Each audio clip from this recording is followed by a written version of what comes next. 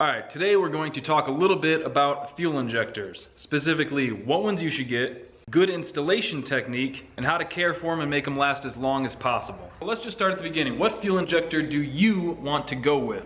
Now, when you're first looking into it, it can be kind of overwhelming because there are a ton of fuel injector companies out there. Well, let me try to make it a little bit easier because there's always a checklist when you're looking at injectors. You want good flow, good performance, good price. Now this is the part where it's going to be a total shameless endorsement for Snake Eater Performance, because on all of my vehicles I run Snake Eater Performance injectors.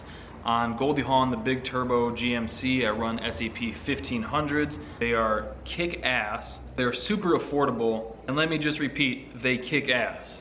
I've had the 1500s in Goldie Hawn, the big turbo GMC, for I think 2 years now. I've got 1000 cc's in the RX-7 here. I'll probably put some in the Monte Carlo, and there's some definitely gonna go in the S10 back there. Brad at Snake Eater has done a bunch of A to B testing on the Snake Eater injectors versus like FIC and Deutschworks, and it's just not worth the extra money. If you're getting the same product, why pay 2-3 times as much? It doesn't make sense. So whenever I'm asked, I will always recommend Snake Eater injectors. Now, when it comes to actually installing your injectors, it's easy to overthink it and think you need to just reef things in there and seriously tighten the rails down to clamp the injectors in there, but that's not how it works. So I'm using all these stock LS parts just as kind of demonstration, but everything's gonna be somewhat universal here. So you don't need to like seriously reef the rails down, because the O-ring is what's going to do most of your sealing. So you don't need to force the thing up there. It just needs to get in there and seal enough for these retainers to actually hold it in place. So you just need a little bit of grease on the O-rings. I typically like to use Vaseline. I know some people, when you say you're using Vaseline, their heads explode and they like, you're gonna destroy the O-rings, but honestly I've been doing it this way for years and I've never had an issue. So just lube them up a little bit. Nice gentle, there you go, popped right in. And then you can just pop these clips on, there you go. Now I know that on a lot of aftermarket rails they're not going to have machine services for these clips. It's not a big deal. You're going to get the injector in place and it'll stay there just fine. And then once you have all the injectors in the rails, just a quick firm little wiggle and they're in, just like that. No fighting, no dramatics, nothing crazy.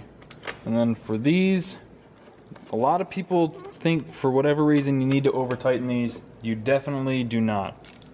One, the rail's already bottomed out and the injector has room to wiggle around. When you actually look up the torque spec on these, because there's a torque spec on everything now, it is 89 inch-pounds, not foot-pounds, inch-pounds. In foot-pounds, that's like 7.5. So typically I'll just use one of these little 1/4-inch ratchets and just kind of get it pretty snug with these. Doesn't need to be crazy. That's plenty tight right there. Alright, so you got your injectors, you got them installed. Now how do you make them last as long as possible? It's really not that complicated.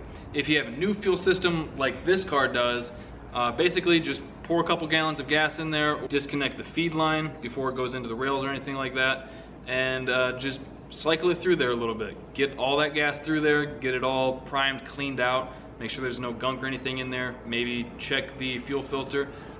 This one has like one of those unscrewable and reusable filters, so it's super easy to get to, easy to clean and replace. I would definitely recommend one. And then once you cycle through like 2 or 3 gallons of gas, you should be pretty much good to go. Just make sure, again, everything's good, snugged, no O-rings are pinched or cracked or anything like that. Now, on the other end of that spectrum, what do you do if you've had your fuel system together, you've had the car running, but it's been sitting for a few months, like in my case, like 3 or 4 or 5 months over winter? It's kind of the same thing. Disconnect the feed line. If you're not sure which one's the feed line, it's the bigger one. I don't think I've ever seen one where they're the same size. The feed line's always a little bit bigger. In this case, 3/8 and 5/16. And then if you can, just drain all the old gas or E85 or whatever's in it out. If you can't, just cycle it through, just disconnect the line, dump it into some jerry can, go throw it on a fire somewhere. And then throw in some fresh gas, E85, whatever, and then pump that through a little bit, again, 2 or 3 gallons. And then once you do that, you're gonna wanna take the injectors and maybe even the rails, take them off the engine. And if you have like an ultrasonic cleaner, if not, they're pretty cheap at Harbor Freight. I've actually been meaning to get one. I was gonna get one for this video, but I don't have one. But they're like, you can get them for like 30 bucks on Amazon. I think the Harbor Freight one's like 50 or so. Just dump them in that with some sort of cleaning solvent. Depending on what injectors you have, I'm sure some manufacturers are going to say don't use XYZ solvents for this. I know some people like to use mineral spirits, but I'd say on this, probably just do a quick little Google and find out what you want to use. But yeah, throw them in the ultrasonic cleaner for a little bit, make sure it's not all gunked up. And then since you already have them off, I'd probably toss the rails in there for a little bit too.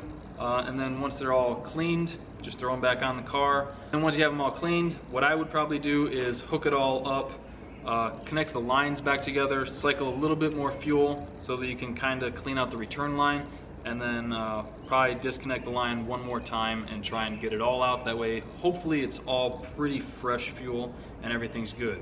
And to be honest, there really isn't too much else to talk about. After that, you're pretty much good to go. So hopefully this video helps somebody out there. Thank you guys for watching. Thank you for liking, commenting, and subscribing. We'll see you next time.